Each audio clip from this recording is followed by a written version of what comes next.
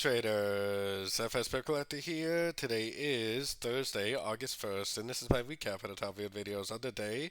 And the Euro US dollar came in number one today, so we're going to do a quick recap on the 1 hour time frame. If you'd like to see my full top down analysis on the Euro dollar, check out the video linked at the end of this video over here. So the euro dollar, kind of a slow week overall, but definitely if you've been trading with the trend, you have definitely been doing pretty dang good.